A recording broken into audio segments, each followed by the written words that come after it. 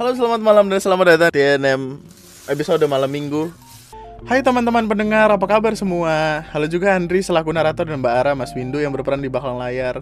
Namaku Imam. Ini cerita keempatku jika terbacakan. Entah yang mana yang terbacakan, semoga masih terkait. Aku cerita pengalaman perihal date nonton plus OIC. Di ceritaku ini, aku pengen cerita suatu kebenaran yang masih satu kali aku ceritakan ke orang. Cerita ke seseorang yang spesial di cerita sebelumnya. Cerita ini terjadi di bulan-bulan menjelang kelulusan SMK. Untuk memperlancar jalan cerita, para tokoh akan kukenalkan di awal. Untuk nama jelas aku samarkan, dan nama lengkap yang aku sebut di cerita juga karangan. Oke. Dan minta maaf jika ada yang memiliki nama tersebut. Saya ambil dari rekom nama bayi dan kata bagus di KBBI. Aku, cowok yang gak begitu ganteng, muka rata-rata ke bawah, ada beberapa bintik bopen di wajah, kulit sawo matang, tinggi badan 165, berat badan 57. Jajang, cowok yang suka caper di kelas dan tipe-tipe orang yang celometan, berceloteh nggak jelas saat guru menjelaskan. Heboh. Dia juga cowok biasa-biasa aja, nggak begitu tampan, namun postur dia sedikit tinggi, 174, berat badan 58. Jadi lebih terlihat seperti tiang bendera. Tapi sebenarnya dia orangnya baik. David, dia tipe idaman cewek zaman sekarang, tinggi, putih, pesona bad boy, terlihat seperti bule, tatapannya dingin, tas gitar dan gitar yang sering dia bawa, membawa kesan cool bagi cewek ataupun cowok. 176, Muna, cewek cantik berkerudung. Dina, cewek mungil. Karakter pendukung Anton, Budi, Bambang, Warto,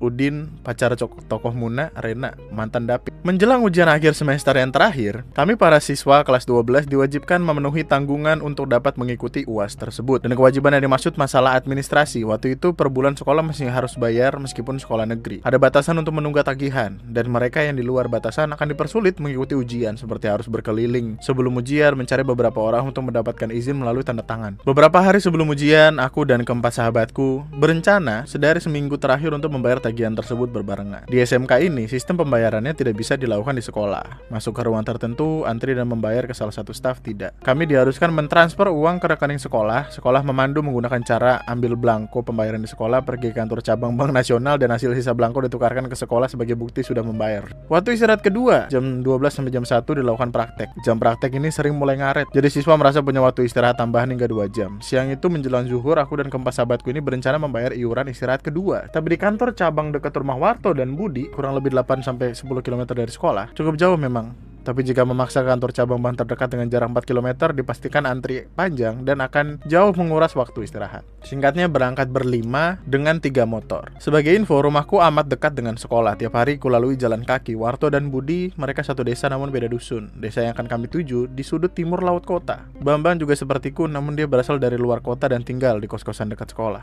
Sedangkan Anton, dia tinggal di ujung barat daya, lebih ke daerah pusat. Singkatnya, mulai berjalan. Karena jam-jam seperti ini menjelang jam istirahat entah sekolah atau bank, kami mampir dulu ke rumah Budi. Ibu Budi sudah hafal dengan kami, dan Ibu Budi ini orang yang sangat baik. Tanpa ragu kami dihidangkan es buah. Setelah menikmati es dan sedikit berleha-leha, kami pamitan dan lanjut ke kantor cabang yang hanya 2 atau 3 km dari rumah Budi. Setelah kami sampai dan mengambil nomor antrian, Satpam pun paham apa yang akan kami lakukan. Jadi dia memberi kami 1 nomor antrian. Kami menunggu sembari melengkapi isian belangko pembayaran. Saat kami mulai menunggu sambil bercanda, ada 2 orang cewek yang masuk dari pintu bank tersebut dan berjalan melihat ke arah kami. Dia refleks tersenyum manis. Senyum manis yang seakan aku bisa makan nasi hingga kenyang hanya dengan lauk senyumannya. Setelah senyum, dia duduk di barisan paling depan. Aku dan keempat temanku duduk di baris ketiga. Aku sadar itu senyuman bukan untukku, tapi untuk teman di sebelah Warto, karena dia juga refleks membalas senyum dengan sapaan. Aku masih melihat punggung dia. Aku masih sangat penasaran siapa dia. Tak lama duduk, dia berdiri dan menuju ke tempat customer service di lantai 2. Rupanya dia sudah antri terlebih dahulu, sekedar mengambil antrian. Dia berdiri menuju tangga. Mataku masih terhipnotis akan pesonanya. Setelah dia ke atas dan hilang dari pandangan, aku goncang lengan Warto dan bertanya antusias perihal siapa dia dan apa hubungannya dengan Warto. Dari lokasi di lengan seragam dia, aku simpulin dia jurusan bintang-bintang-bintang, yang kebanyakan perempuan. Warto pun mulai menangkis tanganku dan menjelaskan perlahan pertanyaanku. Singkatnya, pertanyaanku terjawab. Dia Muna. Namanya Muhadiana Nafiri. Biasa dipanggil Muna. Tak lama, dia turun dan kembali menyapa Warto. Aku masih terpaku akan pesona Muna. Singkatnya, kami pun juga selesai. Di sekolah saat jam praktek, aku tetap gak fokus dan masih terbayang hal tadi. Mulai cari arti nama dia. Meskipun nama aslinya beda, hasil arti nama dia bagus dan memang jarang ada nama demikian. Nama panggilan dia juga setengah akronim. Aku masih lihat tulisan requested abu-abu di akun IG dia.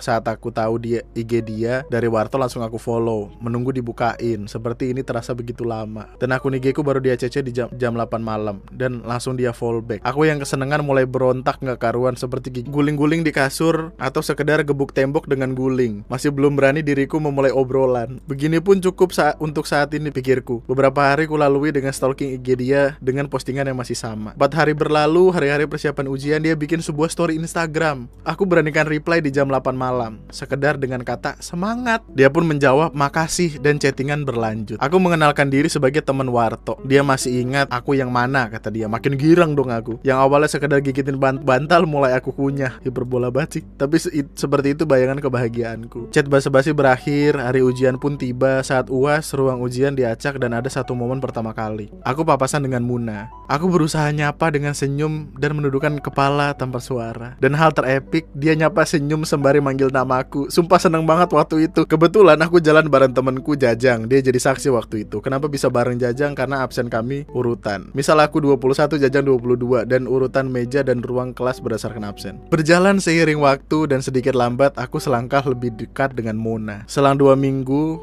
dari pertama kali DM, kita baru tukeran nomor WA. Di WA sedikit intens, dan setiap papasan gak ragu lagi saling sapa. Berawal dari obrolan dengan 4 sahabatku, perlahan mulai menyebar ke seluruh kelas, sampai terdengar ke Reina. Reina ini bisa dibilang maskot jurusan. Punya karakter kuat banget, populer di seluruh SMK dan cantik. Dia pemilik absen 23. Si Rena ini tiba-tiba nanya, apa bener aku dekat dengan si Muna? Aku jawab iya, tapi cuman temen. Si Rena bilang hati-hati. Aku gak paham maksud dia, aku anggap angin lalu. Perlahan aku menemukan fakta bahwa Muna punya pacar. Pacar Muna ini si Udin. Dia adik kelas dan mulai tanya ke Muna perihal aku dan mulai cemburu. Muna ngejawab, sekedar temen. Meskipun tahu Muna punya pacar, aku masih chat dia seperti biasa, sekedar ngechat. Sampai si Muna ini nanya ke aku, apa dulu di SMP ikut ekskul voli? Aku jawab, iya. Tahu dari mana? Aku gak pernah cerita atau tampilin di sosmed. Dia bilang, dari si Udin. Makin bingung aku. Singkatnya, Udin ini adik kelasku saat SMP, dan aku mulai buka FB yang lama gak aku buka. Lah ternyata aku berteman sama si Udin ini. Makin bingung lah aku, bahwa aku gak pernah tahu Udin ini yang mana. Udin mulai juga follow IG ku, tapi gak pernah aku ACC. Sampai akhir pun aku gak pernah tahu sosok Udin secara langsung. Perlahan aku mau sama Muna lebih dekat. Waktu itu aku masih ingat banget di minggu ketiga Februari. Aku sisihkan jajanku selama 1 minggu. BTW uang sakuku 25.000 per minggu. Aku belikan dia coklat 20.000 dan langsung OTW ke rumah dia yang gak jauh dari rumah Warto.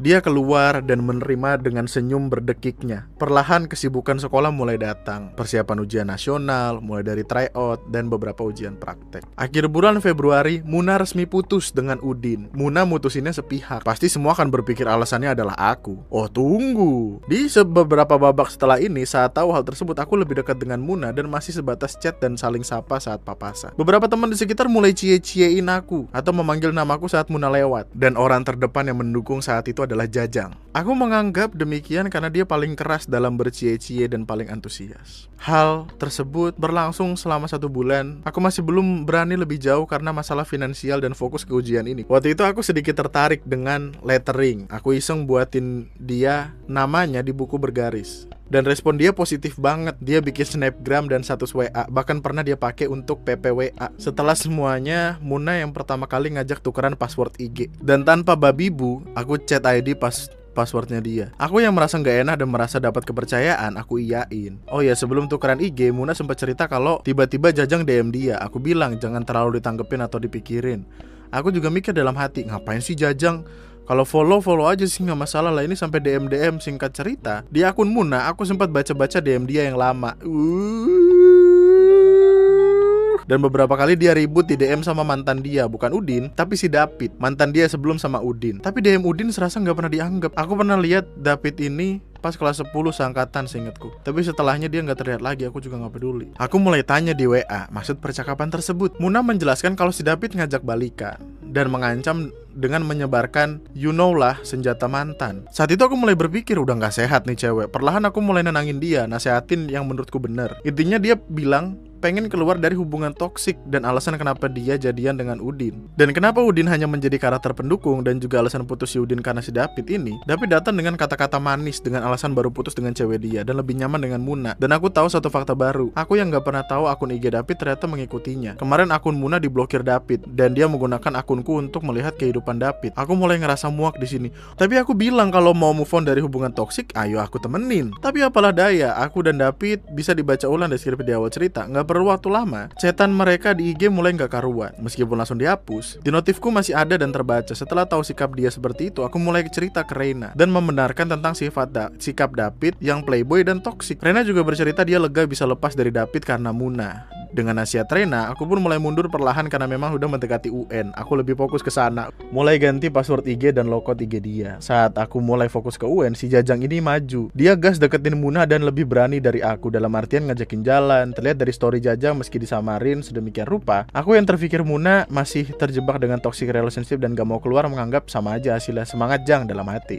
Singkatnya, UN dimulai. Dan selepas ujian, para siswa kelas 12 sibuk menyelesaikan tugas-tugas yang masih belum selesai atau nilai yang masih kosong. Di momen ini, aku dekat dengan satu cewek lagi. Kenal dari BC-an teman pas masih zaman BBM, namanya Dina. Aku chat dia, perlahan kita mulai dekat. Aku mulai berani kasih kado yang aku beli dengan ngumpulin uang saku 2 minggu. Karena terpikir aku akan lulus dan kerja, mungkin aku bisa jadi cowok yang baik setelah itu. Aku dan Dina dekat, meski masih tanpa status. Sampai di momen wisuda, selepas wisuda aku foto bareng sama Dina ini. Dan Jajang sama Muna. Mereka sudah terang-terangan banget. Teman-teman mulai nyebar berita kalau si Jajang ini nikung aku. Karena aku nggak mau ngumbar aib Muna, ya udah aku biarin aja berita seperti itu. Yang aku pikir bakal reda, tapi berita itu makin keras kayak api kena angin. Makin banyak yang ngomongin Jajang dan nyemangatin aku, padahal aku biasa aja. Ada satu momen lagi yang membumbui suasana ini. Saat foto-foto kelas untuk kenang-kenangan di sekolah, aku tidak bisa hadir karena sakit, tapi teman-teman nyimpulin gara-gara marah sama Jajang. Padahal enggak, aku sama Jajang biasa aja, masih nganggep dia teman. Tapi sikap Jajang rada beda ke aku. Dia kayak sungkan gitu. Selepas lulus dan wisuda, aku mulai kerja sebagai tenaga harian, kerja fisik dan sedikit kasar. Aku fokus kerja sembari mencari pekerjaan lain. Yang awalnya aku berpikir dapat membagi waktu antara kerjaan dan Dina, ternyata salah. Saat malam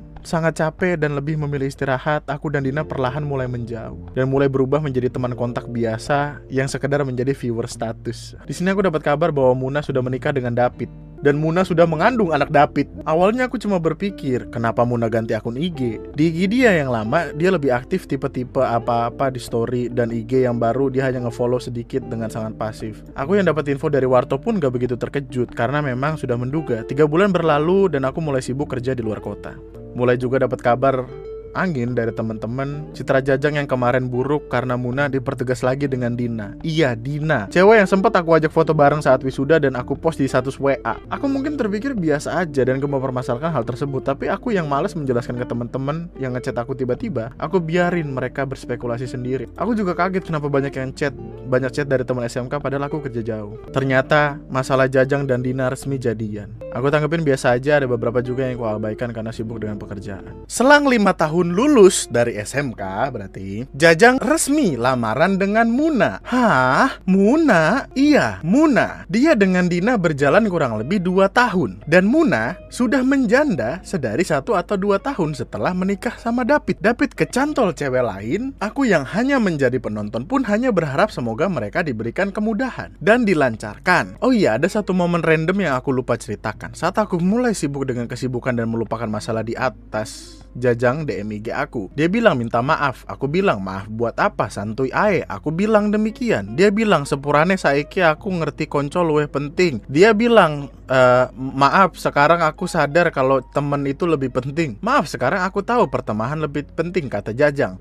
Aku yang baca itu pun langsung bales, halah santai ae, kayak siapa aja woles ae, gak usah dipikir. Ucapan demikian, dia chat lagi dan gak aku respon. Aku pengen minta maaf aja ke Jajang, soalnya dulu aku gak speak up tentang Muna. Jadi teman sekelas bahkan sejurusan 70 orang berpikir buruk tentang Jajang. Sekali lagi Jajang ini sebenarnya baik. Aku dan dia 3 tahun sekelas dan selalu urutan. Absen dia selalu setelahku dan beberapa kali dia membantuku. Terima kasih Bang jika dibacakan. Cerita ini masih sering jadi candaan saat reuni atau kumpul-kumpul, tapi aku masih males aja gitu speak up atau klarifikasi. Jadi aku biarin temanku berpikir demikian ke Jajang. Soalnya kelakuan Jajang kayak mengamini pemikiran teman-teman sekelas. Mungkin kalau urusannya dengan Muna saja, mungkin aku bisa ngelurusin ke teman-teman.